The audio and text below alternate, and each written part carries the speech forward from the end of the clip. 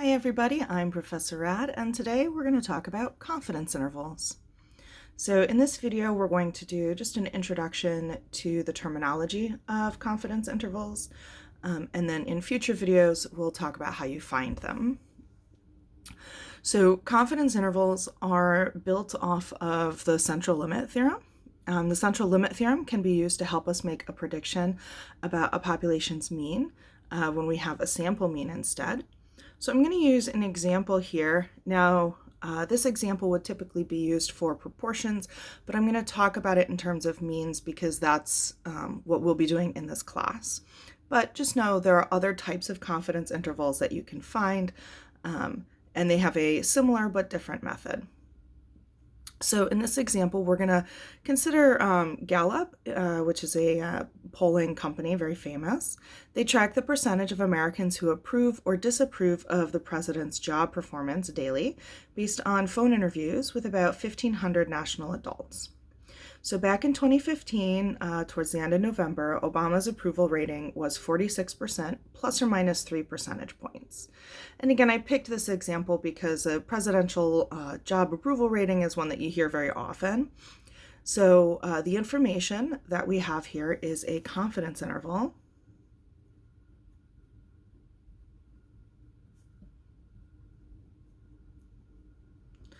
And what I'm looking specifically at is this 46% plus or minus 3 percentage points. So what we're saying here is Gallup looked at a sample of 1,500 people, and they found that Obama's approval rating was 46% for that sample. Now, a sample can represent a population, but it doesn't mean that the sample mean is exactly the same as the population mean. So we have this plus minus 3 percentage points here to give some wiggle room for differences between the population and the sample. So what that plus minus means is I can add 3 to 46% and get 49%. Or we can subtract 3 from 46% and get 43%. So this means that if we were to poll the entire population, we would expect a job approval rating of between 43 and 49%. That's what we would expect. So we can create a confidence interval using the technique we're going to discuss if one of the following two conditions are met. Either our sample size is large enough, meaning it's greater than 30, just like we need for the central limit theorem. Or if you have a smaller sample, you can still perform this analysis if you know the population to be approximately normal.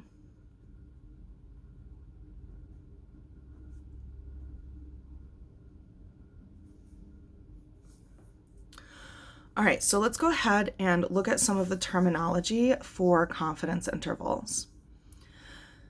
So first, a confidence level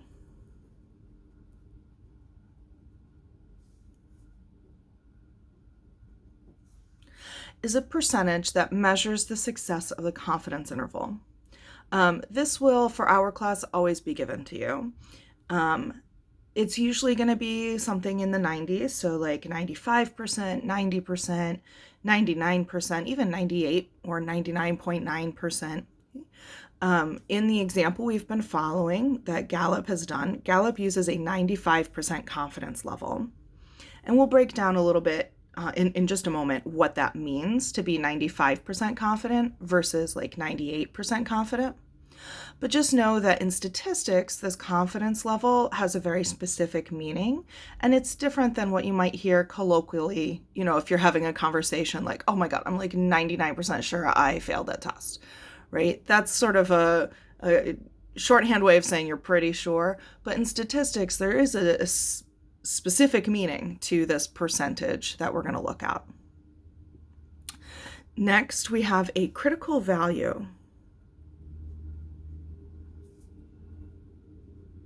Now, this is just a new name for our z-scores, but the reason we want something other than z-score to refer to this as is because we might have a z-score or a t-score. And in some future videos, we'll talk about why you might use one instead of the other.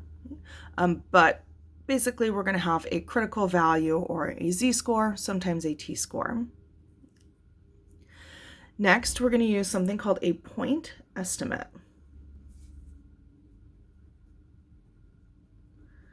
The point estimate is sort of a silly name to me because it's so straightforward. It is the point from which you make your estimate, the point estimate. So for our class, this is always going to be a sample mean, x bar. But as I mentioned, there can be confidence intervals found for a bunch of different things. So sometimes your point estimate might be a proportion, but for our class, it's going to be an x bar. And then lastly, we have that plus minus number we saw earlier. That's called the margin of error.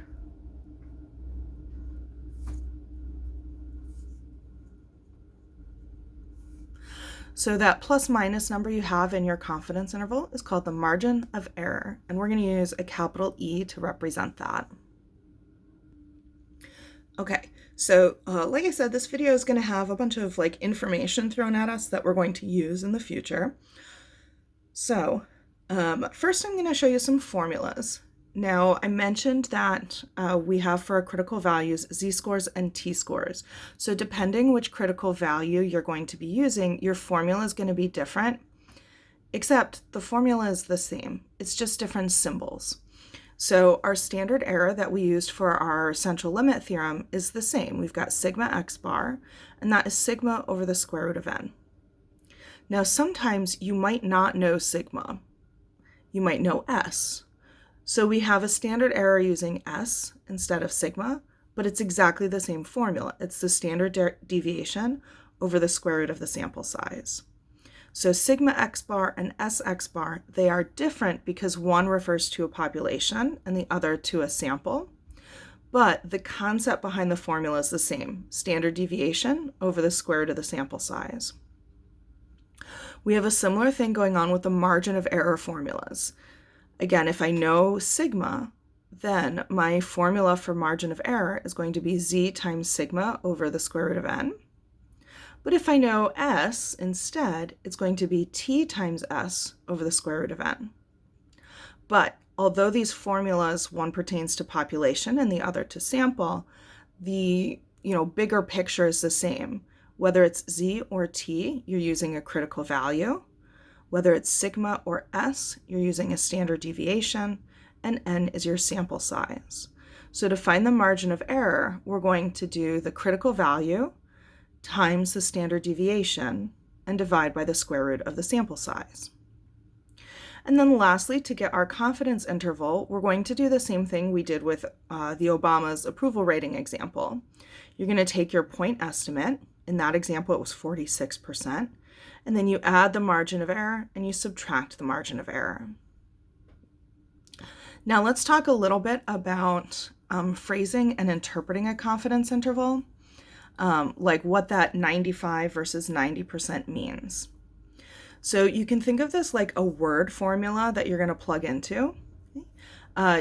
Typically, you will say, I am some level of confidence that this thing I'm looking at is between one number and another number. This means that the probability that the interval contains the mean is whatever your probability is. So let's walk through the example with the Gallup results so we can see how these numbers fit into, or these words fit into this formula. So Gallup used a 95% confidence interval. So we're going to start by saying I am 95% confident. Now the poll we looked at was about the mean approval rating for Obama. So we can say I'm 95% confident that Obama's mean approval rating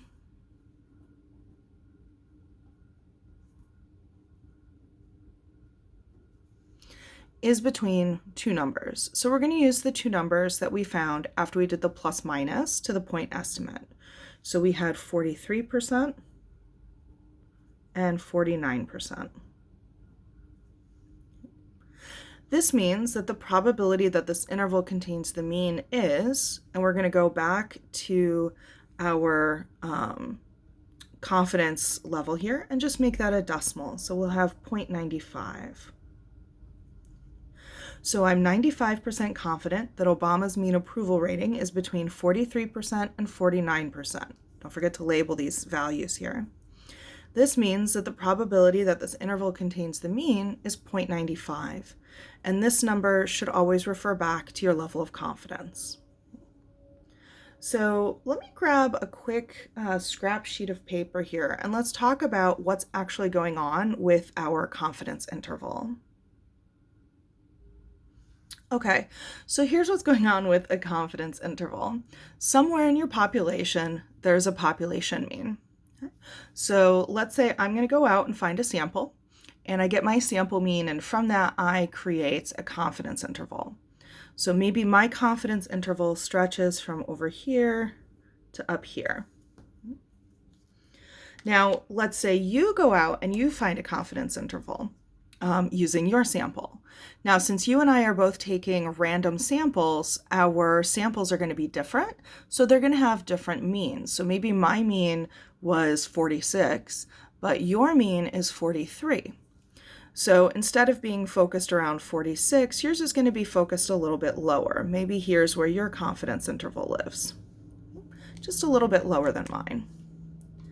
And then let's say your best friend goes out and gets a confidence interval, okay? And theirs happens to be people who really supported Obama. Or if we're looking at like the heights of people, it happened to contain really tall people. So their confidence interval lives over here. So imagine, if you will, all of us go out and we all find samples of the same size, and we all make our confidence intervals. Some of them are above the mean, some of them are below, but most of them are going to contain the mean, wherever we are. So the idea behind the confidence level is if you find a 95% confidence level, 95% of these intervals are going to overlap with that mean. And that means that 5% are either going to be too big or too low. They don't contain the mean. So if you find a 99% confidence interval, then that means 99% of your intervals are going to contain the mean, and 1% won't. If you do an 80% confidence interval, that means that 80% of the confidence intervals are going to contain that mean, and 20% won't. So you can see if you use a higher level of confidence, then you are more likely to capture the mean, which is why we typically see confidence levels in the high 90s. So let's come back to some of our terminology here. We want to make sure that we are phrasing what that probability statement is correctly. So in this example, it says, suppose Henry finds a 92% confidence interval from 30 to 42. Determine whether each statement is true or false. This first statement is false, and the second one is true. Let's go through why. So I'm going to look at the second one first, the true one. This says the probability that the interval 30 to 42 contains the mean is 0.92. That language is the same as the language in our word formula. The probability that the interval contains the mean is whatever it is. The probability that the interval contains the mean is whatever it is. In particular, probability is being emphasized on interval. What this is saying is that you have one population mean, but many intervals, and the probability that your interval captures the mean is going to be 0.92. If I look at the first statement in English, it sounds very similar, but it's very different. It says the probability that the true mean is between 30 and 42 is 0.92. In this sentence, the word probability is emphasizing mean, the probability that the mean is doing something. So here's the difference, the probability that the interval does something versus the probability that the mean does something. If we're applying probability to mean, what that would imply is that there's only one possible confidence interval that can be found. And yet, if all of us surveyed the population, we would get different averages. Well, that doesn't make sense. If you are surveying a sample and I survey a sample, then yeah, we can get different averages. But if you survey everybody and I survey everybody, then we should get the same average. So you want this probability to be emphasizing intervals, not means. Okay, that's the true meaning behind this confidence interval. What I used to do as a student was remember that it sounds weird. If it sounded too nice, then it was probably false. Because this first sentence, the probability that the mean is between 30 and 42, sounds a lot nicer to me than the probability that the interval 30 to 42 contains the mean. So I had to remember the awkward phrasing was the correct phrasing. Now, I also want you to consider the following situation. Let's say I asked you, like, well, what's the temperature going to be today? And you wanted to give me some sense of what the temperature would be. So maybe you're like, you know what? I'm pretty sure it's going to be between, like, I don't know. It's late March here at the moment. So maybe it would be like between 40 and 50 degrees, somewhere in there. So I'm pretty confident. Maybe I would say I've got like 85% confidence that it's between like 40 and 50 degrees here. Now, if I wanted to have more confidence, sometimes it could get below 40 and sometimes it can get above 50. So if I want to have higher confidence, I'm going to have to give myself more room for the possibilities. So if I wanted to be like 99% confident, I might say, you know what? I'm 99% confident that the temperature is going to be between 0 degrees and 100 degrees. Pretty sure, pretty confident about that this time of year. So if I want to increase my level of confidence, which we do because your confidence intervals are going to, the probability that you capture the mean increases with your confidence, you also have to give yourself more room for error. So as your confidence level increases, the margin of error also increases. And so what that means is your confidence interval is wider for higher confidence levels. So again, if I say something like, I'm like 90% sure it's going to be between 40 and 50 today, versus 99% sure it's going to be between 0 and 100, in one case, I'm really confident, so I'm going to be capturing the mean. In the other case where I'm less confident, I'm less likely to capture the mean, but I'm more precise in my values. So when you're finding a confidence interval, you want to try and balance those two things. You want to balance, okay, how confident am I that I'm going to capture the mean, but also how helpful is my information going to be? The information 40 to 50 degrees is a lot more helpful than the information 0 to 100. So that's kind of the balancing act that's done when selecting a level of confidence. That's going to wrap it up for this video. In the next video, we're going to talk about critical values, identifying whether we should use a z-score or a t-score, as well as how we're going to find those. So I hope you found this video helpful, and I'll see you in the next one. Bye for now, everybody.